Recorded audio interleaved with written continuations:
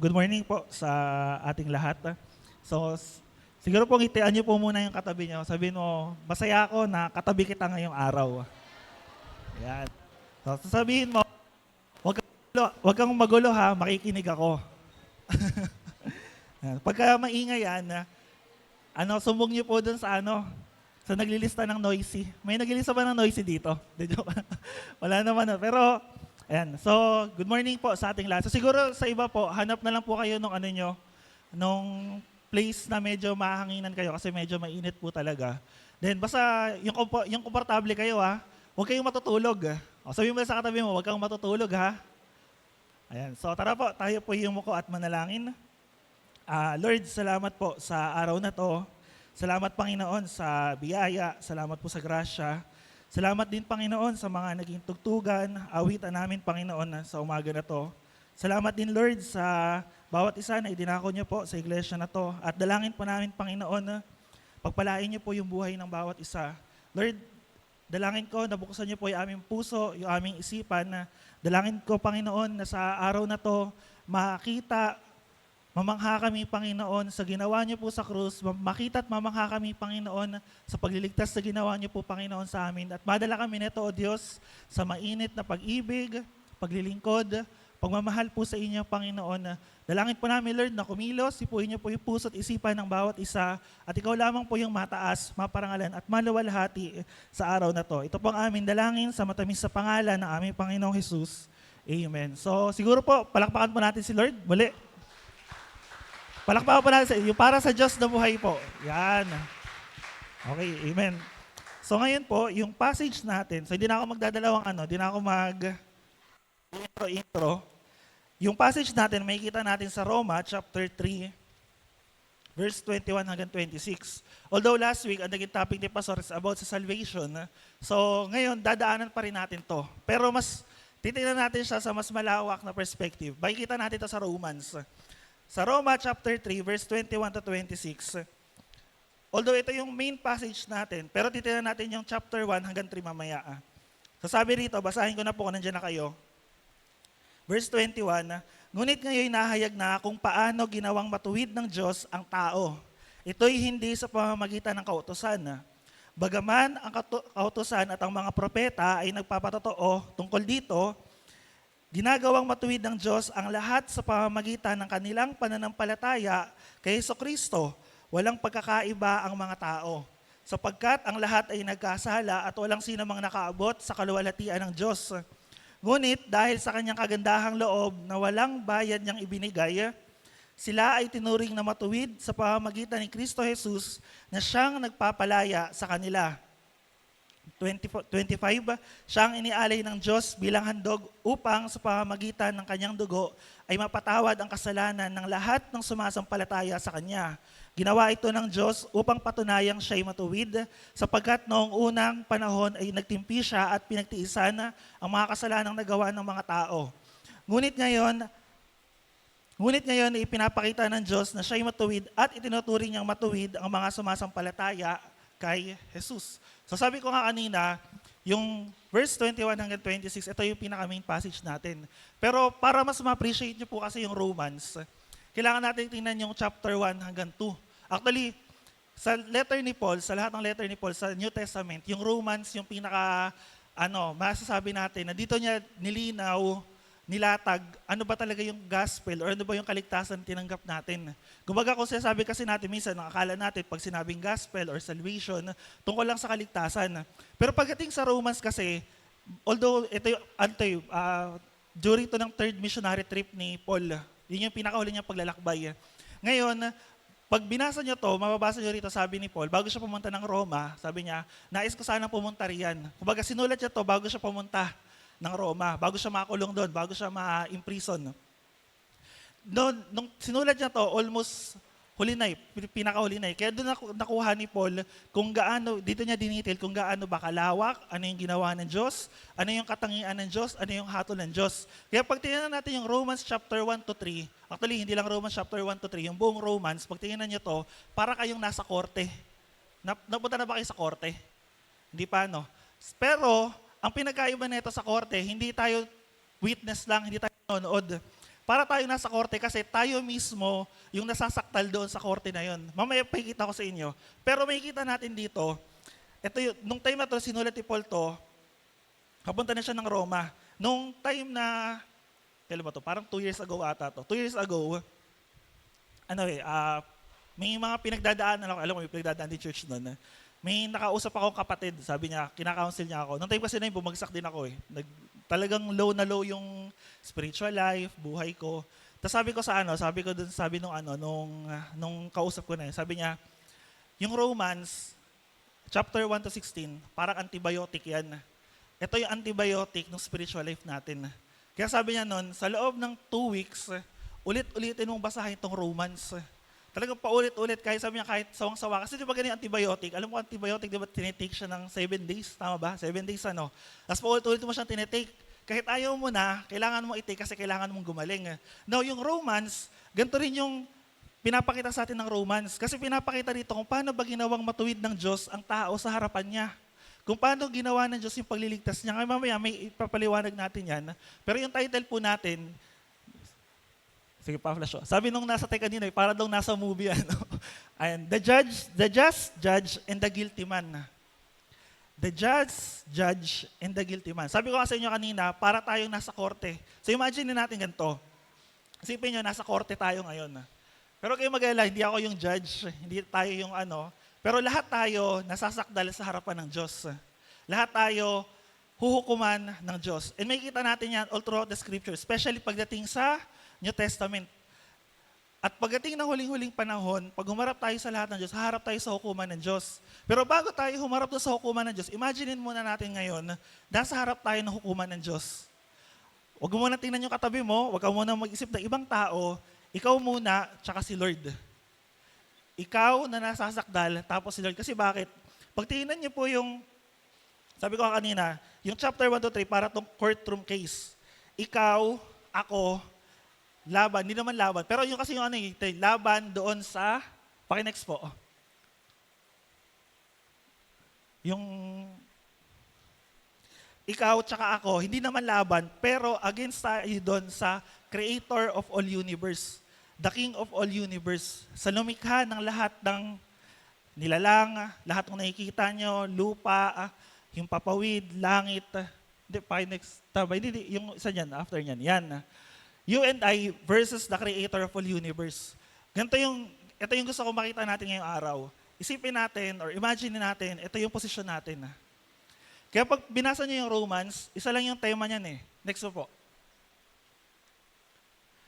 Hindi, yung kanina. Okay lang, sige. Next ko Isa lang yung tema ng Romans. The righteous shall live by faith. O sabi rito sa Tagalog, ay tinuturing ng Diyos na matuwid sa pamamagitan ng pananampalataya ay mabubuhay. Bakit? Kasi lahat ng tao nagkasala. May binasa natin kayo na Roma 3:23. Alam ko, kabisado na ng iba yun eh.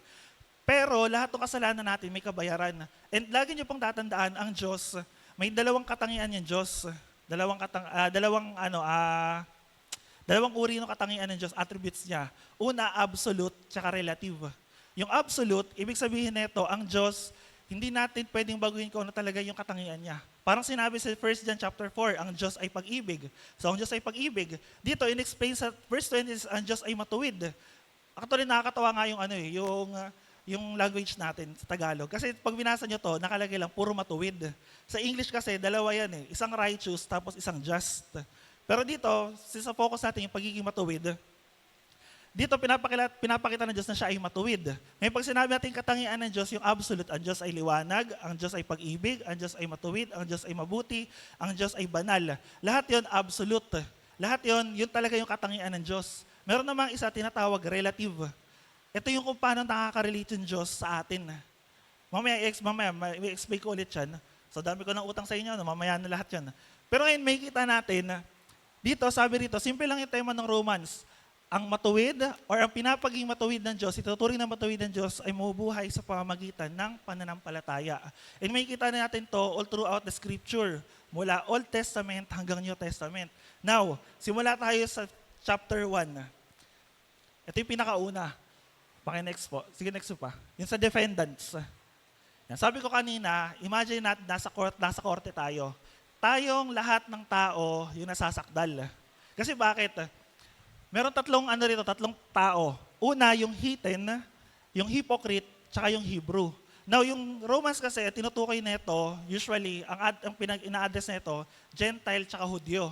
Kaya kahit pa paano, may kita natin, balance to. Pero may kita natin, ano daw yung heathen, yung pagan man, or sa malalim kasi yan, King James Version, yung heathen or yung non-believer, hindi mananampalataya, hindi kumikilala sa Diyos. Isang typical at normal na tao. Yung next naman, hypocrite. Ano yung hypocrite? Moral man. Sa ibang salin, self-righteous. Pwede natin sabihin, ito yung mga nakakilala sa Diyos. Actually, sa chapter 2 natin may kita yan eh. Pwedeng kilala mo ang Diyos, pero hindi ka naman sumusunod sa Kanya. Pwedeng kilala mo ang Diyos, pero hindi mo talaga naiintindihan na kung ano ginagawa. Pwedeng sa panahon natin, Kristiyano ka, pero hindi ka talaga totally, hindi mo talaga pinapakita na Kristiyano. Pangatlo, yung Hebreo. Actually, yung Hebreo, in layman's term, Israelites. Sila yung binigyan ng Diyos ng kanyang mga kautusan. Kaya dyan, nakalagay dyan, religious eh. Yung religyoso. Sila yung binigyan ng Diyos ng kautusan. Pinahayag ng Diyos sa pamamagitan nila kung sino siya. Nagpakita ng mga himala all throughout Old Testament hanggang ngayon. Now, sa korte na to, may tatlong tao. Ang tanong na lang, alin tayo dito? Tayo ba yung pagan? Tayo ba yung moral? O tayo yung religious? May kita natin yan. Ngayon, pa-next po, tayo yung defendants at ano yung charge? High treason against the King of Universe. Malaking kasalanan laban sa hari ng buong sangnilikha. At sino yung judge natin? Ang ating Panginoong Hesus. Although yes, true, ang Diyos ang humahatol, ang Diyos ang... Pero at the end of this life, pag dumating si Lord, lahat tayo haharap sa hukuman ni Kristo. Whether mananampalataya ka or hindi, tinanggap mo si Lord bilang Panginoon tagapagligtas ng buhay mo or hindi, or matagal ka na sa church, lahat tayo haharap sa hukuman ni Kristo. And based sa pananampalataya natin, doon tayo hahatulan. Nagigets niyo po, naiintindihan niyo? Pinapakita ko sa inyo yung pinaka-background ng Romans chapter 1 to 3 para pagdating sa passage natin, ma-appreciate natin. Alam niyo kung bakit? Minsan kasi, pag tinatopic natin yung salvation, parang boring sa karamihan, especially sa mga matatagal na. Bakit? Kasi simple lang, it's either hindi maunawaan or ayaw talagang intindihin. Or parang, alam ko na yan kasi kabisado ko na yan eh. Pero ang tanong, kung kabisado mo na talaga, bakit hindi natin na-apply sa buhay natin? Kung talagang alam mo na, bakit hindi mo magawang i-share sa iba? Kung talagang alam mo na, bakit hanggang ngayon hindi tayo nababago? Kasi ito lang yun eh. Pagdating sa New Testament, kung talagang naintindihan natin yung salita ng Diyos, kung talagang naligtas tayo, may pagbabago sa puso. Kaya hindi pa pwede sa isang Kristiyano, sinasabi niya, kilala ko na si Lord, nanampalataya ako kay Lord, pero walang changes, walang pagbabago. Kasi kung ganun yun, baka ano lang yun, sabi kanina, baka moral man lang yun, baka self-righteous lang yun. Kasi pinapakita niya lang na, mabait ako, mabuti ako, active ako, masipag ako, pero in reality, hindi naman pala talaga. Kaya dito, mahalaga, i-check natin yung sarili natin sa harapan ng Diyos. Ngayon, next, ano sabi rito? Si Lord ng presiding judge natin. Number 4, detailed indictment. Ang lalim ng English, ano? Kung ano, ito yung listahan ng kaso na ibinibigay sa atin ng Diyos. Pag binasa niyo yung Romans chapter 1, sa bandang huli nun, inilatag ng Diyos. Hindi lang para sa mga Israelita, hindi lang para sa mga nanampalataya sa Kanya, kundi para sa lahat ng tao na nag-exist sa lahat ng panahon sa buong mundo. Sabi rito, ano sabi ng verse 18? They held down the truth or they suppressed the truth. Sabi niya, di ba, nahayag mula sa langit ang puot ng Diyos laban sa lahat ng kalapastanganan at kasamaan ng mga taong dahil sa kanilang kasamaan ay hinahadlangan ng katotohanan. Lahat nung pumipigil dun sa katotohanan or gumawa ng ibang truth para paniwalain yung sarili. Parang sa term natin yun, parang gaslighting eh. Yung parang pinapaniwala mo yung sarili mo sa bagay naman na hindi totoo. Or ginagaslight mo na yung sarili mo. Ito kasi yan, totoo kasi yan, ito kasi yan. Parang, o pwede naman yung isang term, gina-justify lang natin yung mali eh. Para magmukhang tama yung mali. Pero dito, sinabi ng Lord, sa korte ng Diyos, sa hukuman ng Diyos, lahat ng tao nasa harapan niya. Kasi bakit? They suppress the truth. Ano ba yung katotohanan? Ano ba yung sinasabi ng salita ng Diyos? And may kita natin sa panahon natin ngayon, napakadaming bagay na nagsusuppress ng katotohanan ng Diyos. Iba-iba yung pananaw ng tao, iba-iba yung point of view, iba-iba yung stand. Pero hindi kasi yun yung mahalaga eh. Pag sinabi natin truth, pag sinabi natin katotohanan, ano ba yung sinasabi ng salita ng Diyos? Hindi yung based sa pananaw mo. Based sa salita ng Diyos. Next, ano yung next? Sabi rito, yung verse 21, ito, kilala nila ang Diyos, pero hindi nila pinarangalan ng Diyos. They were hindi, pabalik na lang doon. Sige, pabalik. They were unthankful. Hindi sila mapagpasalamat. They began foolish speculation. They allowed their hearts to become dark. Yung isip nila, yung puso nila, nagdilim. Pag tingnan natin yung verse 21, check mo sa verse 21, sabi rito, kahit nakilala nila ang Diyos, siya'y hindi nila pinarangalan bilang Diyos. Ni pinasalamatan man. Sa halip, naghaka-haka sila ng mga bagay na walang kabuluhan, kaya nagdilim ang kanilang pag-iisip. Kaya nangyayari pa na suppress yung truth. Kapag pinapangunahan natin yung isipan natin na, ito kasi yan, ganito kasi yan. Ito yung katotohanan ko. Di mo nagigets yung point of view ko, ito kasi yung pananaw ko. Actually, pagdating sa Bible, hindi mahalaga yung pananaw ng tao eh. Ang mahalaga sa Bible, ano yung sinasabi ng salita ng Diyos. Kaya yung hatol ng Diyos, ito yung reklamo ng Diyos sa mga tao. Kilala niyo ako, pinahayag ko yung sarili ko sa inyo, pero naghahaka-haka pa kayo ng iba't iba. Ano yung next? Pasunod. Ano yung kasunod niyan? Sabi doon sa 22, they thought to themselves, they are wise, but became fools. Akala nila matatalino na sila kasi nag-create sila ng iba't ibang bagay, nakadiscover ng iba't ibang knowledge. Pero in reality, hindi. Kasi ang tunay na karunungan, saan daw po galing? Kawikaan, sabi ng kawikaan, di ba? Pagkatakot mula sa Diyos. Pero may kita natin, karamihan ng tao, wala naman talagang takot sa Diyos. Next po, ano yung next? 23, ano sabi ng 23? They preferred idols. Ayan, ito, medyo mabigat na to. Sabi doon sa 23, yung verse, nalikuran nila ang kaluwalhatian ng Diyos na walang kamatayan. At ang sinamba nila yung mga larawan ng mga taong may kamatayan, ibon, hayop, hayop na lumalakad at hayop na gumagapang. Simple lang, idolatry. Pag sinabi natin idolatry, sa noon, ang akala natin idolatry, yung mga rebulto, yung mga statue, yung mga image na sinasamba. Actually, sa panahon natin ngayon, may modern image ng idolatry. Alam niyo kung ano yun? Preference. Ano yung gusto mo? Ano yung prefer mo? Ano yung mas komportable ka? Ano yung mas dinanais mo? Yun yung form na idolatry. Kasi bakit? Kasi instead na magpasakop tayo dun sa Diyos, ano yung ginagawa ng tao? Kung ano yung gusto ko, yun yung susundin ko. Kaya ang modern day ng idolatry, hindi na basta yung mga rebulto. Kasi ngayon, sabihin ng mga Pilipino, di ba?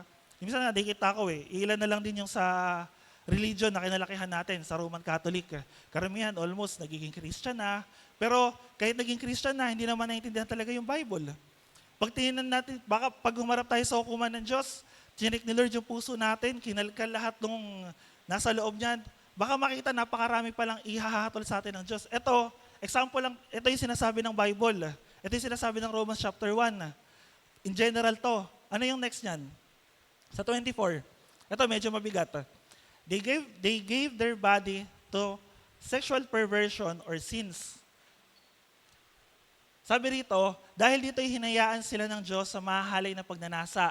Ayaw na makipagtalik ng babae sa lalaki, ayon sa likas na kaparaanan at sa halip ay sa kapwa babae sila nakikipag-ugnayan. Next po, sabi ron, ganoon din ang mga lalaki, ayaw na nilang makipagtalik sa mga babae ayon sa likas na kaparaanan at sa kanilang kapwa lalaki sila nahuhumaling. Ginagawa nila ang mga kasuklab-suklab na bagay kaya sila'y paparusahan ng nararapat sa kanilang masasamang gawa.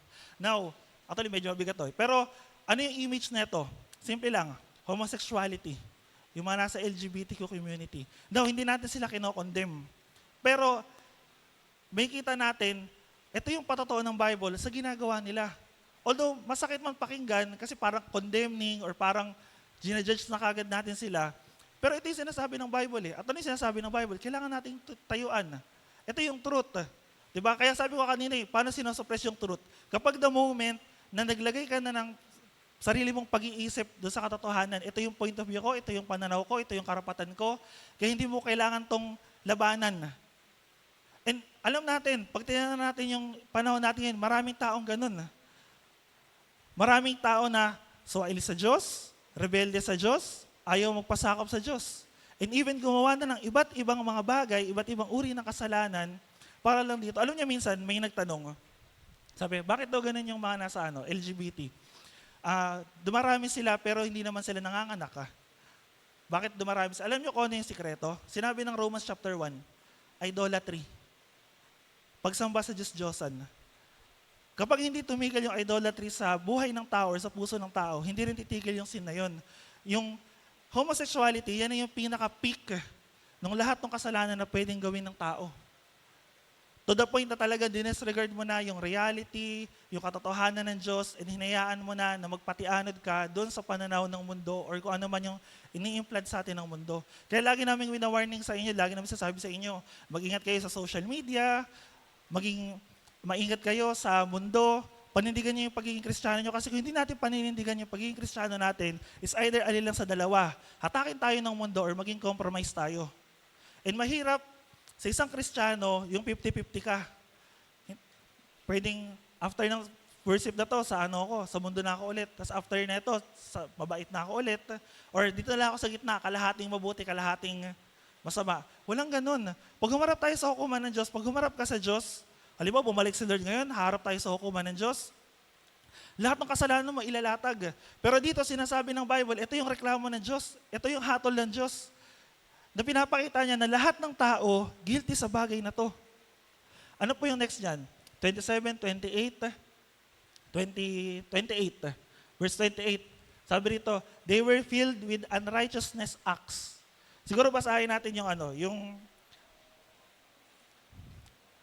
chapter 1, verse 29 hanggang 32. Basahin ko po rito. Yan na kasi pinakahuli dyan.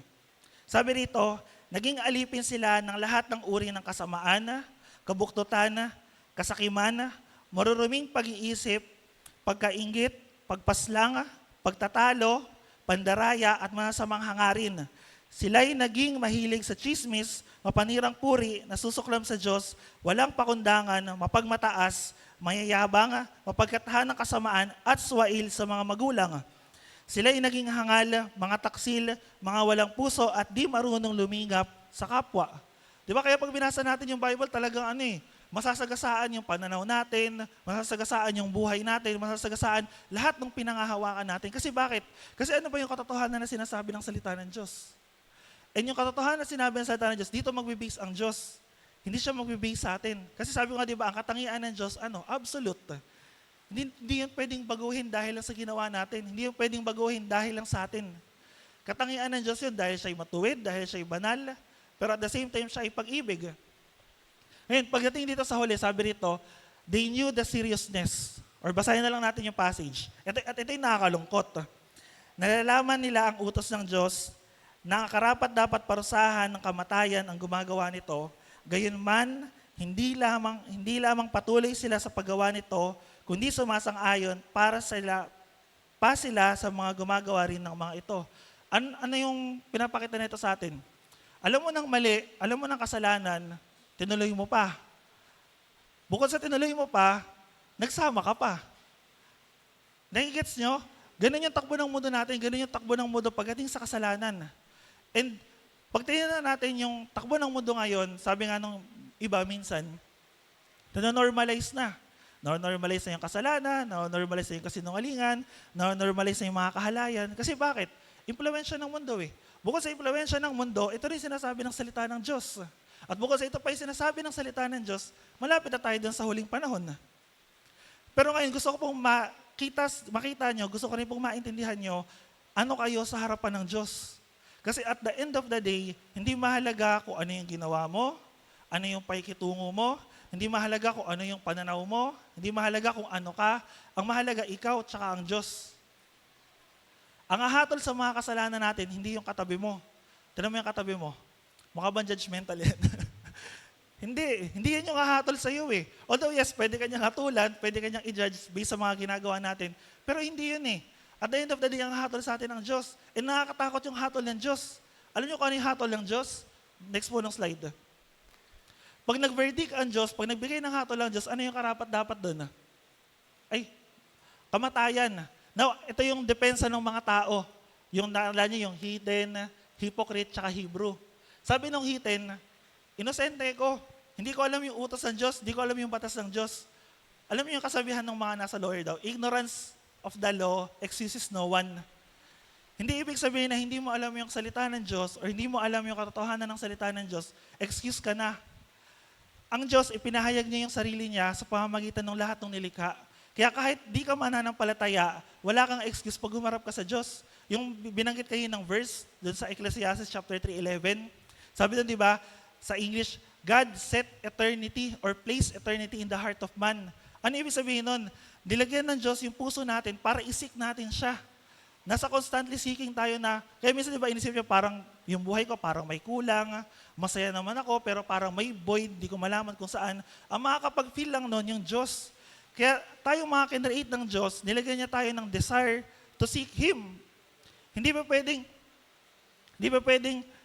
ay, di ko kasi alam pasensya na parang pagka nakasuhan ka, pasensya na, excuse mo na lang ako, hindi ko kasi alam na may ganun. Hindi Kahit sa batas ng tao, pag di mo alam yung batas, kakasuhan ka pa rin Although may rights ka, pero hindi ganun Ano yung sabi ng hypocrite? Sabi, di naman kasi ko ganun kasamang tao. Katulad nung hitten. Di na siya katulad kasamang tao, katulad ng mga tao sa labas. Pero sabi ng Bible, sabi ng Romans chapter 2, pag binasa nyo yan, sino ba tayo para humatol? Sino ba tayo para magmalaki? Sino ba tayo para magmataas? Yung kasalanan ba nung isang tao na mabigat, tsaka yung kasalanan mo na magaan lang naman sa paningin mo, hindi hatulan ng Diyos? Parehas yun na hatulan ng Diyos.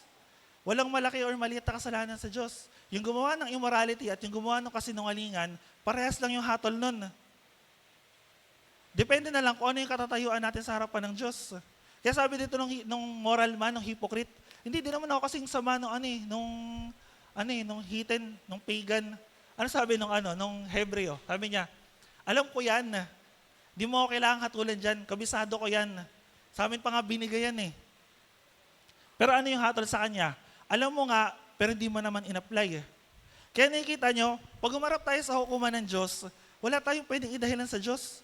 Hindi natin pwedeng, Lord, excuse mo na ako sa hatol mo kasi mabait naman ako, wala naman ako inapakan tao, hindi ko kasi alam, pasensya ka na.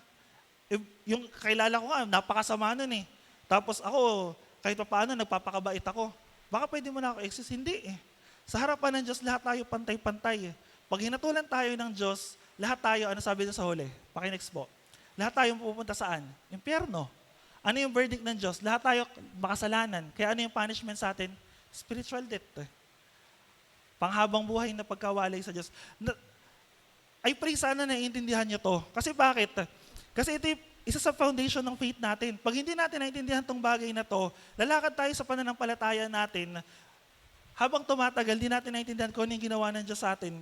Or ano yung katangian pala ng Diyos. Baka dinadaya lang natin yung sarili natin. Baka akala natin, mabait ako, baka ang isa sa pinaka-danger ng Christianity or ng isang mananampalataya, self-righteousness. Akala mo mabait ka, akala mo tama ka, akala mo matuwid ka, pero akala mo lang pala.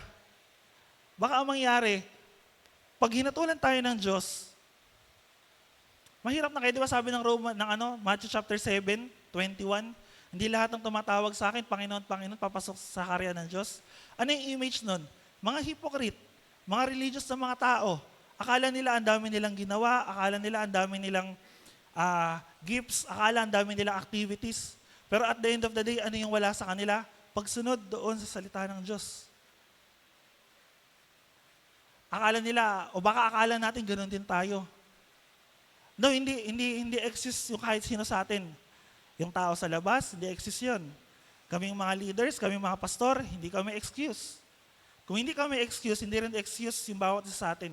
Member ka man, attendee ka man, baguhan ka man, or datihan ka man, nawa naiintindihan nyo. Pero pagdating ng chapter 3, nagkaroon ng miracle. Bago isarado ng judge yung book niya, bago niya ihatol sa mga tao kung ano yung kasalanan nila, may ginawa. At alam niyo kung ano yung ginawa? Itinapon lahat ng kasalanan ng tao. Itinapon lahat ng hatol sa atin. And dito natin makikita yung passage natin. Kasi dito makikita natin yung katwiran or pagiging matuwid ng Diyos. Paanong ginawa ng Diyos na matuwid yung isang tao sa harapan niya? Actually, may tanong nga pala ako dito Yung tanong ko rito, simple lang, isipin nyo to. Sabi rito, kung mabuti ang Diyos, bakit ako nakakaranas sa mga bagay na hindi maganda sa buhay ko? Di ba kasi minsan isipin natin yan eh. Mamaya sasagutin natin yan. Kung mabuti ang Diyos, bakit ako nakakaranas ng mga negativities? Bakit ako nakakaranas ng mga problems? Bakit ako nakakaranas ng mga suliranin? Mabuti siya. Sinabi ko na rin kanina, ang katangian ng Diyos, absolute. So mabuti ang Diyos, tapat ang Diyos. Pero bakit ako nakakaranas ng mga bagay na hindi naman magaganda? Mamaya explain natin. Pero pagdating doon sa verse 21, simple lang yung sinabi ng Diyos. Pinakita dito yung katwiran ng Diyos, pinakita yung pagiging matuwid ng Diyos, at ang lahat ng saksi nito, sino daw? Yung Old Testament and lahat ng propeta. And makikita natin yun sa buhay ni Abraham. Kasi pagdating ng chapter 4, pinakita rito, ano ba yung buhay ni Abraham? Paano siya naging matuwid? Simple lang, sa pamamagitan ng pananampalataya. Paano tayo magiging matuwid? Sa pamamagitan din ng pananampalataya. Kaya sinasabi rito, ngunit ngayon nahayag na kung paanong ginawang matuwid ng Diyos ang tao. Ito'y hindi sa pamamagitan ng kautusan. Bagamat ang kautusan at ang mga propeta ang nagpapatotoo tungkol dito. Yung law, yung batas, hindi naman tayo kaya iligtas nun eh. Kahit maging mabait ka, kahit maging mabuti ka, kahit sabi nga, yung maging self-righteous ka, na ginagawa mo lahat ng sinabi inutos ng Diyos, hindi eh. Kasi ganun din yung mga yung mga Israelita eh. Ganun din yung mga nasa Old Testament. Sinunod din naman nila. Kaso, sinunod nila, parang sinunod lang. Wala nang Sinusunod lang nila out of fear. Kasi takot sila. Takot sila na parusahan, takot sila na mamatay, takot sila. Kasi hindi nila naiintindihan, hindi nila naunawaan kung sino ba ang Diyos. Pero dito, pinahayag dito, sabi ng Bible, wala pa nung simula. Kaya pag binalikan natin yung sinabi ko kanina, lahat ng tao sa buong mundo, may maidadahilan ba tayo sa harapan ng Diyos? Wala Kasi bakit? Kasi yung creation, pinahayag yung katwiran ng Diyos. Pagdating sa Bible, direct ang ipinahayag ng Diyos kung ano ba yung katwiran niya. Kaya wala tayong idadahilan sa Diyos. Sabihin mo sa katabi mo, huwag ka na puro dahilan. Huwag ka na puro excuse. And may kita natin sa Old Testament, lahat yon puro foreshadowing. Ano yung foreshadowing? Pagpapakita ng gagawing pagliligtas ng Diyos. Kaya pagdating sa 22, ano sabi rito sa 22? Chapter 3, verse 22. Ano yung scope neto? Ano yung lawak neto? Ano yung sakop neto? Lahat ng tao. Yung katwiran ng Diyos, yung righteousness ng Diyos, lahat ng tao, ito yung sakop niyan. Ginawang matuwid ng Diyos ang lahat ng tao sa pamamagitan ng pananampalataya kay Kristo. Kaya sabi rito, wala nang pagkakaiba ang mga tao. Kaya nagets nyo, nakita nyo, yung hatol ng Diyos sa lahat ng tao, pantay-pantay. Ano man yung kasalanan mo, gaano man kabigat yan, gaano man kagaan yan, sa paningin mo, pag hinatulan ng Diyos yan, pantay-pantay.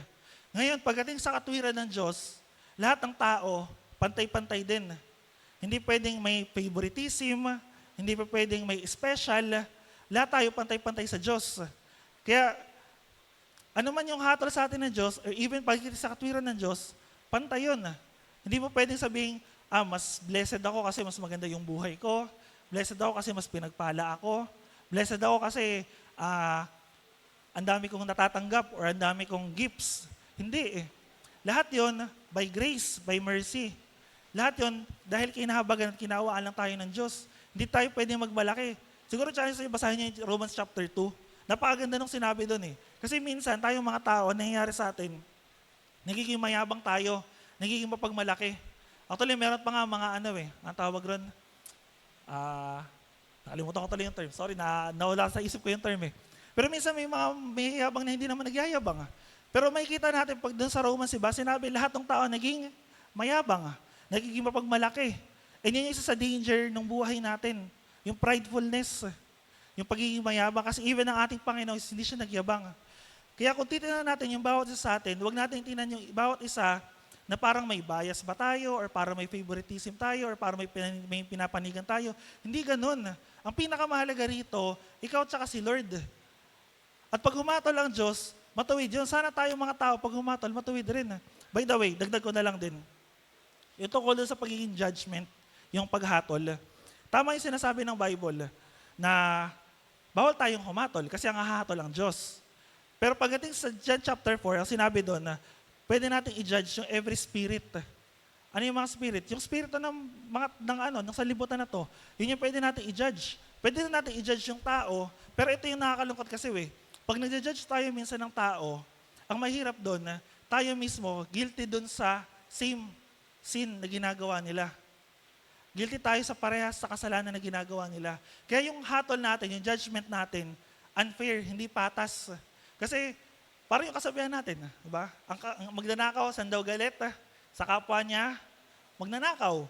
Kaya yung sinungaling, galit din sa kapwa niya sinungaling. Yung immoral na tao, galit din sa kapwa niya immoral na tao. Eh, ganun lang din yun. Eh, yung isang makasalanan, galit siya kanino? Sa kapwa niya makasalanan. Kaya yung mundo, hindi matapos yung galit tsaka yung poot eh. Pero tandaan niyo po, ang galit ng tao, lumilipas. Pero yung galit ng Diyos, hindi eh. Kahit hatulan ng Diyos ang tao na mapunta sa impyerno, hindi lilipas yun. Alam niyo kung bakit? Kasi matuwid ang Diyos. Yung impyerno, yung pinaka-punishment ng Diyos, hindi lang sa tao, even kay Satanas. Sana naiintindihan niyo po yun.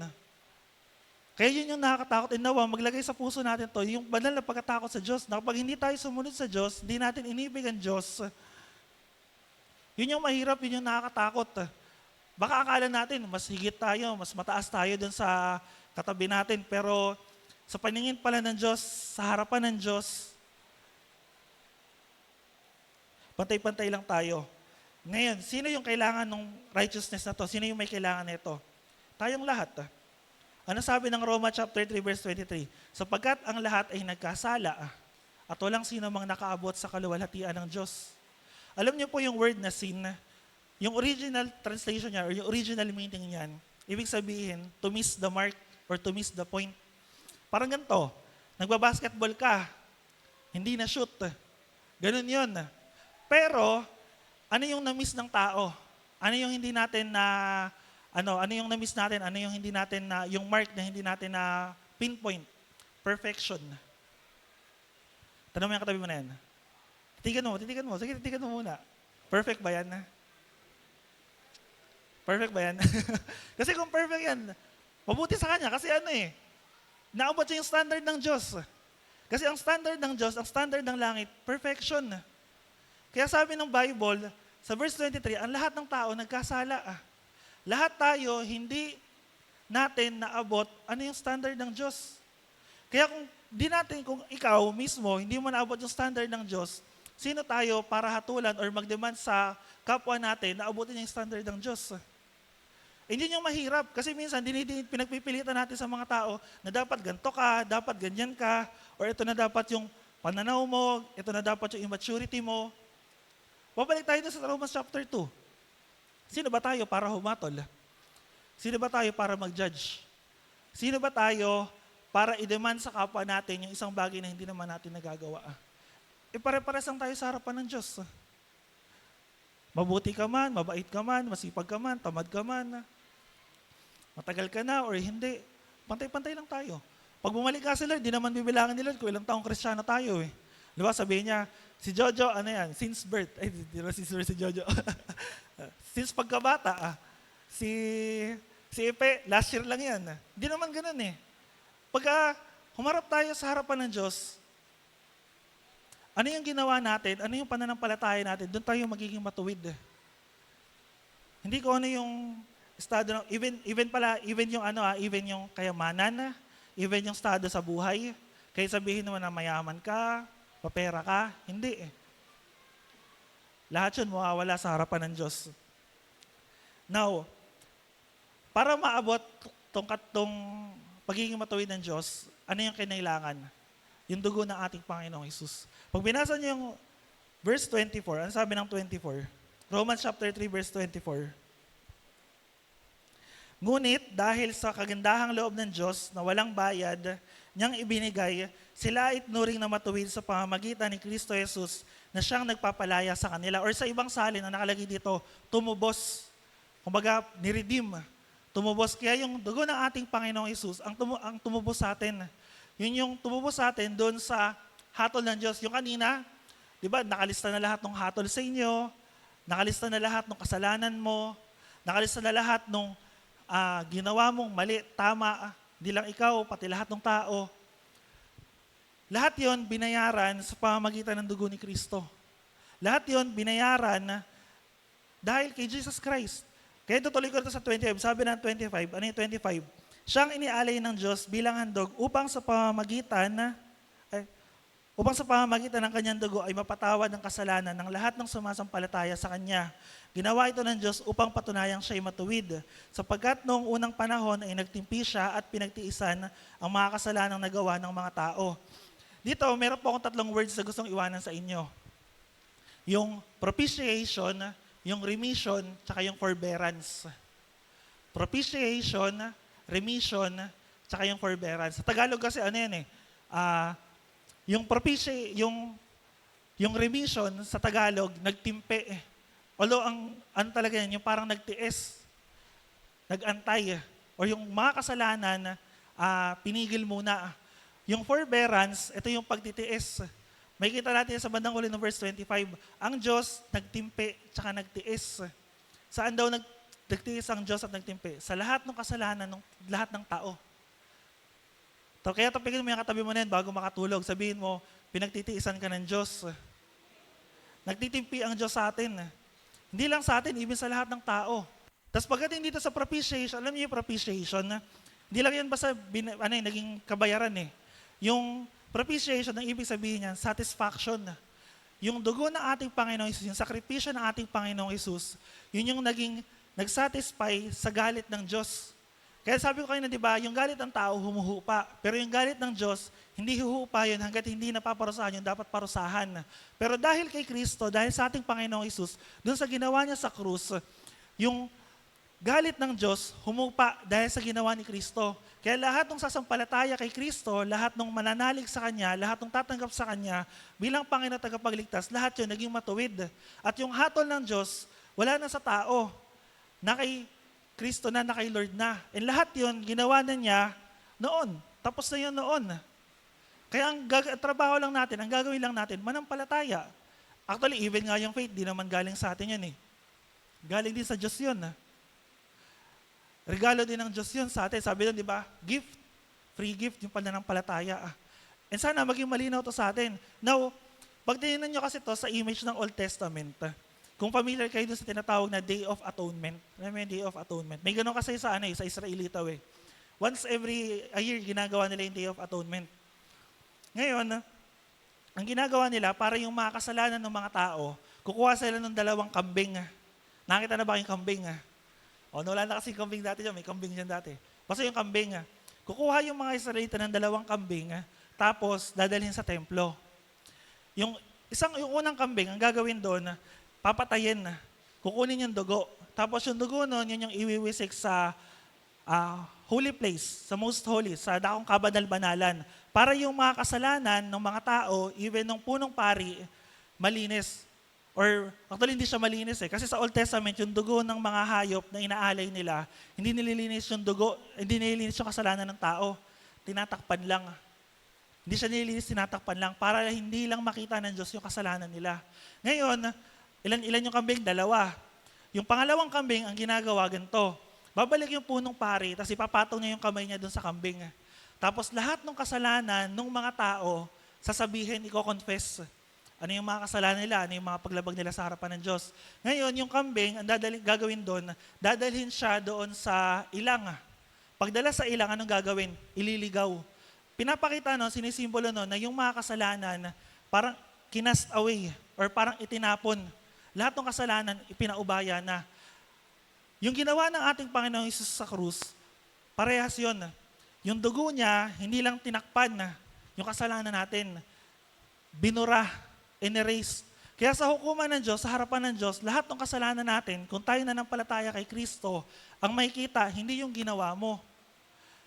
Yung ginawa ni Kristo. Kaya sabi ko rito, diba, yung propitiation, hindi lang siya basta parang binayaran. Siya yung nag-satisfy doon sa galit at puot ng Diyos. At ito yung pinakamaganda. Pagdating sa verse 26, ano yung sinabi dito sa verse 26? Sabi ng 26, ngunit gayon ay pinapakita ng Diyos na siya'y matuwid at itinuturing niyang matuwid ang mga sumasampalataya kay Jesus. Ang Diyos ay just, matuwid. At the same time, siya din yung justifier. Halimbawa, sa batas, sa law, pag nasa korte ka, magkakaroon ka di ba ng tagapagtanggol? Magkakaroon ka ng sarili mong lawyer na magtatanggol sa'yo sa lahat ng kasalanan mo. Sasabihin na ito yung nasa yung ebidensya, magde-defend sa'yo, lahat yon.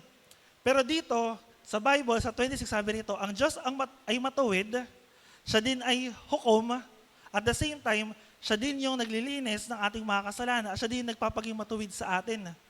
Kaya kung titingnan natin, wala taong makakapagligtas sa atin sa harapan ng Diyos. Walang action sa makakapagligtas sa atin sa harapan ng Diyos. Kaming mga pastor, kaming mga leaders, hindi namin kayang iligtas sa harapan ng Diyos. Even yung katabi mo na yan, hindi ka kayang iligtas yan sa harapan ng Diyos. Ang makakapagligtas sa iyo sa harapan ng Diyos, sino? Si Kristo. Kasi bakit? Lahat ng kasalanan natin, binura sa harapan ng Diyos. Ito pa, isa. Anong tawag natin doon sa hukom or sa judge na pinapawalang sala yung isang tao kahit guilty? Di ba minsan tawag doon corrupt pa. Sige, ano na yan? Ano kasalanan yan? Pumatay. Sige, dahil ako ay mabait, okay na yan. Palayasin nyo na yan. Siyempre, yung kamag-anak nung namatay, ano mangyayari? Magagalit, maiinis. Kasi bakit? Kasi pinatay yung kamag-anak namin, tapos papalayasin mo lang kasi mabait ka. Parang okay na yung kasalanan niya, para mabait ka. Sa pananaw nating mga tao, corrupt yun. Pero ganun yung ginawa ng Diyos sa atin. At siya yung mismo yung gumawa nun. Naiintindihan nyo? Kaya yung pagiging matuwid ng Diyos, dahil sa kanyang katangian. Now, sabi ko kanina, ang katangian ng Diyos dalawa. Isang absolute at isang relative. Yung absolute, ito yung pagiging matuwid ng Diyos. Hindi natin pwedeng baguhin yan. Ang Diyos ay pag-ibig, katangian niya yon. Yung relative, ito yung nakaka-relate sa atin. Dahil sa pag-ibig ng Diyos, ipinadama niya sa atin yung love tsaka yung mercy. Love yung mercy. Yung grace tsaka yung mercy. Ano yung mercy? Yung habag or yung awa. Kinaawaan tayo ng Diyos kasi may ginawa ka. Or kasi nilikha ka niya, kinreate ka niya. Ano yung grace? Yung grace, ito yung hindi natin deserve. Ngayon, babalik ako dun sa pinakauna kong tanong. Ano yung tanong ko kanina? Kung mabuti ang Diyos, bakit tayo nakakaranas sa mga pangit, mga hindi magandang bagay sa buhay natin? Alam niyo, may mali sa tanong na yan eh. Kasi yung tanong na yan, parang self-righteous eh. Self-centered. Wait lang, Lord, mabuti ka eh. Bakit ako nakakaranas sa mga ganitong bagay? Although yes, pinaparanas tayo ng Diyos sa mga sufferings, sa mga trials, para subukin tayo. Pero kung ang pananaw natin, Lord, hindi ko deserve yung mga bagay na to na nararanasan ko, yung paghihirap na to, mga problema na to, suliranin na to. Ang tanong, ano ba deserve natin? Isipin nyo, ano ba deserve natin? Sa harapan ng Diyos, ano deserve natin? Hindi ba't yung galit at poot niya? Hindi ba't ang deserve natin parusahan ng Diyos?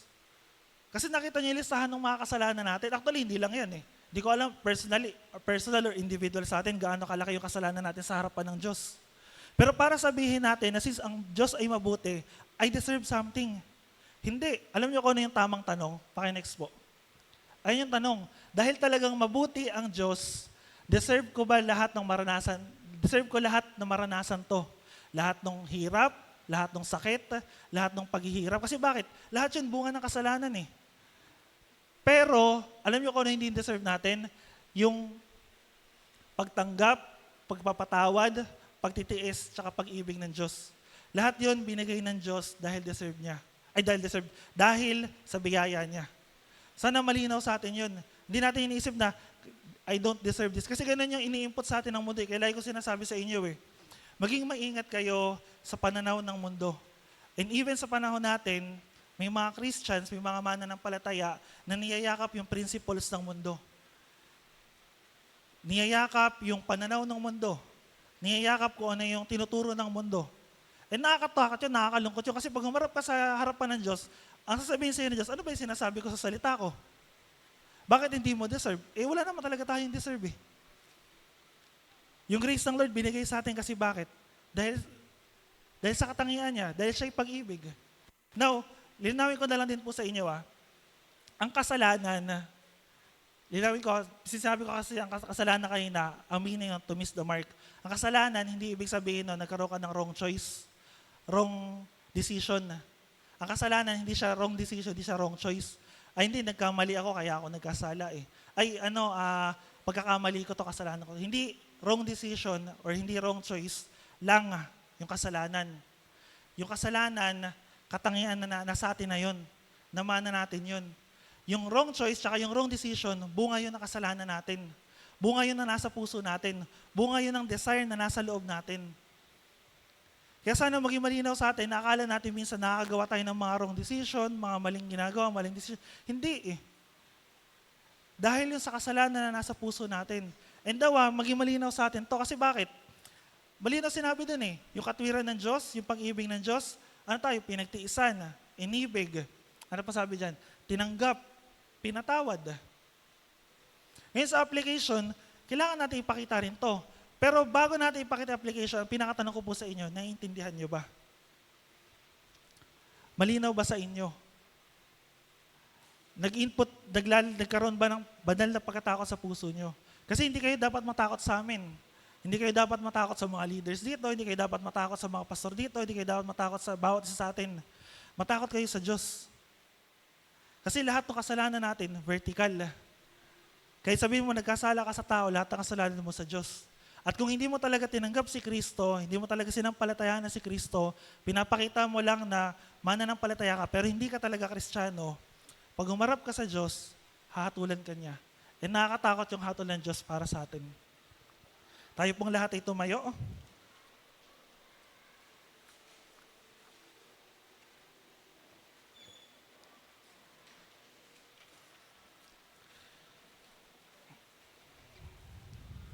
Isa lang po yung prayer ko sa atin as a church.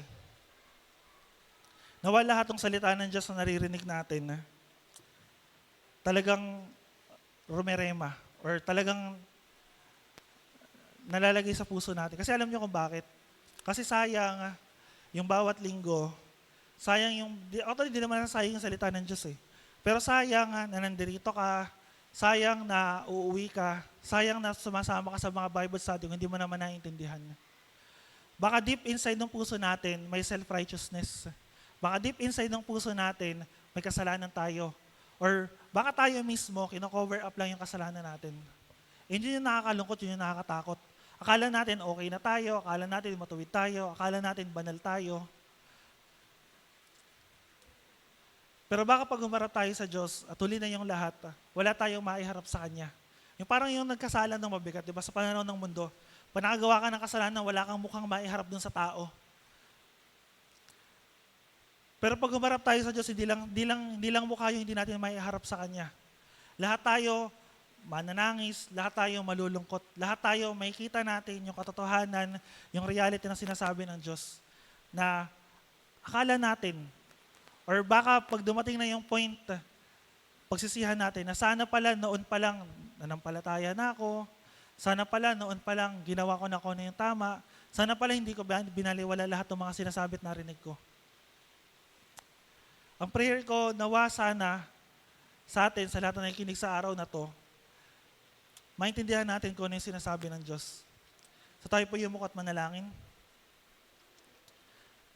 Lord, salamat po sa araw na to. Salamat, Panginoon, sa biyaya. Salamat po, Panginoon, sa grasya niyo. At Panginoon, salamat, Panginoon, sa mga narinig po namin na salita niyo. Bagamat mabigat po yung hatol niyo, sa pananaw namin, mabigat yung hatol niyo sa mga tao dahil sa mga kasalanan namin. Pero Lord, alam po namin na ito yung nararapat sapagkat ikaw ay matuwid, sapagkat ikaw ay banal, Panginoon. Dalangin ko po, Panginoon, sa bawat isa sa amin na naririto, sa bawat isa na nakikinig ng salita niyo po, O Diyos. Dalangin ko, Lord, na ilagay niyo po sa puso namin yung banal na pagkatakot. Dalangin ko, Lord, na ilagay niyo po sa puso namin yung tunay na pagkaunawa ng inyong mga salita. Dalangin ko, Lord, na talagang magrema to sa puso namin. Talagang ma-realize namin ano pa talaga yung katatayuan namin sa harapan mo. Kasi Lord, hindi mahalaga kung ano yung ginagawa namin, hindi mahalaga kung ano yung tingin namin sa sarili namin. Pero Lord, ano po yung katatayuan namin sa harapan nyo? E dalangin ko, Lord, ito po yung ipakita nyo sa bawat isa sa amin. Ano po yung mga kasalanan na nasa buhay namin? Ano man po mga pagyayabang, pagmamalaki, anong mga kasalanan, tago, hayag, anuman po mga righteousness, self-centeredness, Panginoon, na nasa buhay namin, Panginoon. Lord, dalangin namin na ipakita niyo po ito sa amin, Panginoon. Sa pamamagitan ng inyong mga salita, i-convict niyo po, Lord, yung bawat sa amin. Dalangin ko, Lord, dalangin po namin, Panginoon, na dalhin niyo po kami, Lord, sa tunay na pagsisisi at pagtalikod sa kasalanan. Na hanggat may panahon pa, hanggat nagagawa niyo po kami pagtiisan, Panginoon, pagtimpian, O Diyos.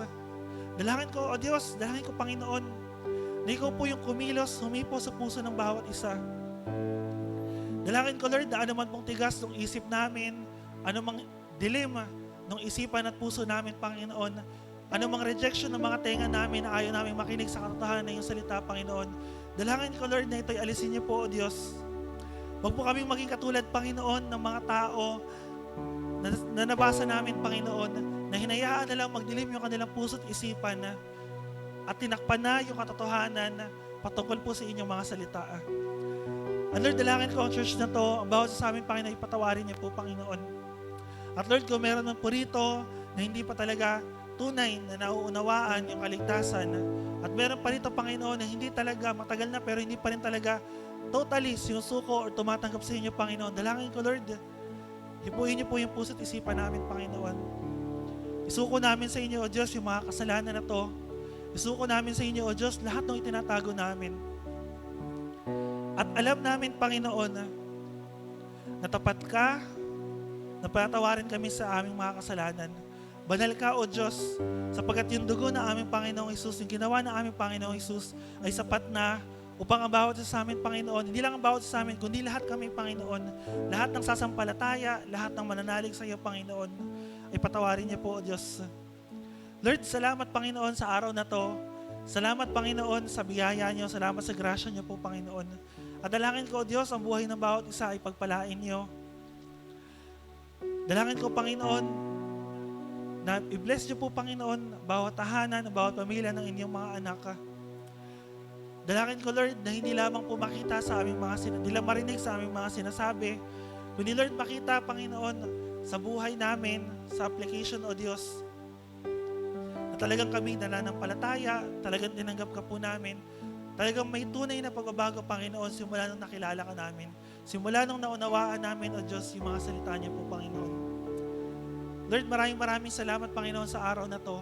At dalangin ko, Diyos, sa gawain namin sa buong maghapon. I-bless niyo po ito, Panginoon. Samahan niyo po kami, Panginoon. Kumilos ka po, Diyos, sa mga buhay namin. At dalangin ko, Lord, na ikaw po yung mataas. Dalangin ko, Lord, na ikaw po yung mahayag. Ikaw po, Panginoon, yung magpakilala. Paunawa niyo po sa amin, Panginoon, ng lahat ng bagay na dumarating sa amin, nararanasan namin. Hindi po sa self-centered na paraan, Panginoon, kundi, Lord, sa point of view na nakikita namin, kung ano po yung katatayuan namin sa harapan niyo. Lord, maraming salamat, Panginoon, sa araw na to. Salamat, O Diyos, sa mga salita niyo po, Panginoon. At patuloy kami nagpupurit, nagpapasalamat. Wala pong ibang pangalan ng mataas. Wala pong ibang pangalan ng maparangalan, kundi ang pangalan lamang po na aming Panginoong Isus. Salamat, O Diyos. Salamat, Panginoon. Ito pang aming dalangin sa matamis sa pangalan ng aming Panginoong Isus. Amen.